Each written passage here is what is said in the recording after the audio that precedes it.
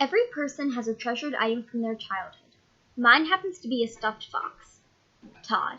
He's named after the fox in Fox and the Hound, a Disney tearjerker that follows the 80s trend of disturbing and dark children's movies.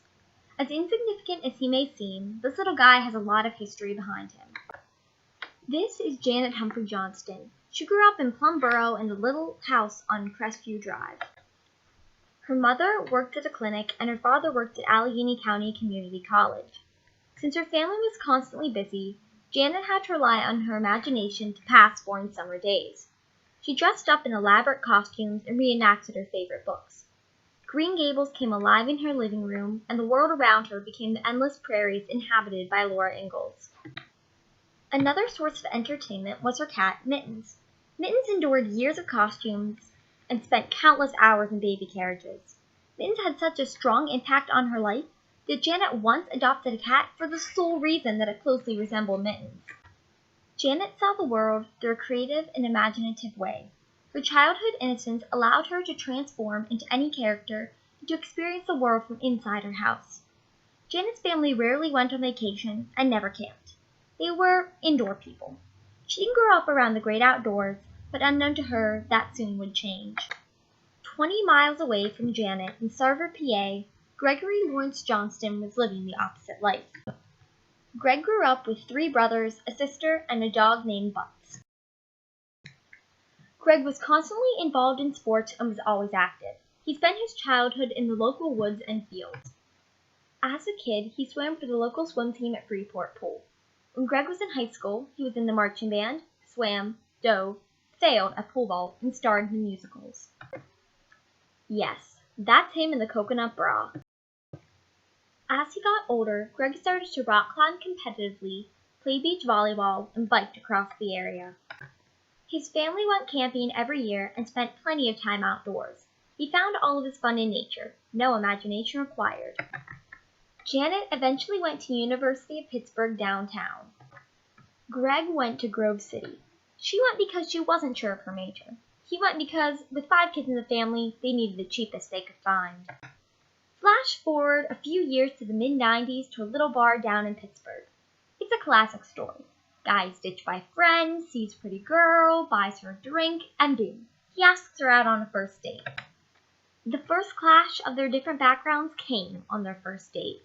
Greg invited Janet and some of her friends for a night on the Allegheny River in his little boat. Not that romantic, but it would do. Come the day of the date, though, all of Janet's friends ditched. It was just her and the guy she met at the bar a few days earlier. Shaking off any uneasiness, Janet got into the boat with Greg and set off. As it got near dusk, Greg slowed down his boat and pulled into a cove. There was no one else on the river and no houses to be seen.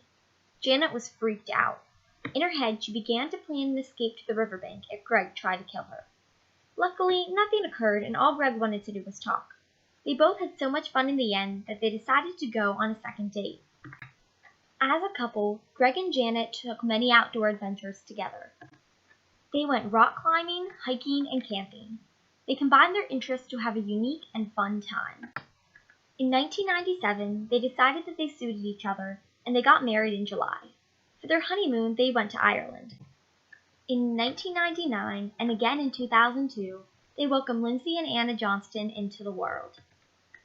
Once they had kids, they were always busy, but they found time to go out and enjoy nature. They liked the relaxing atmosphere and the adventures they went on. This is exactly what they were thinking when they took a camping trip in 2004. They had a fun time and decided that they wanted to bring their girls back some gifts.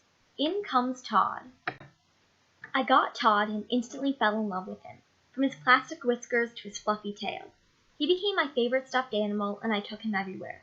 He comforted me. When I was nervous, I would chew on his whiskers and rub a little spot on the bottom of his paw where the fur had clumped up from some unknown substance. Todd has been on many adventures not unlike the ones my parents took.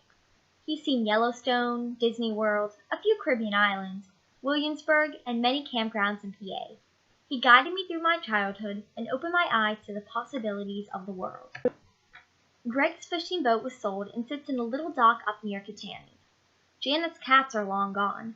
They've stopped taking camping trips alone and don't go on as many adventures. They had to retire their old activities in exchange for family life. The old ways haven't died, though.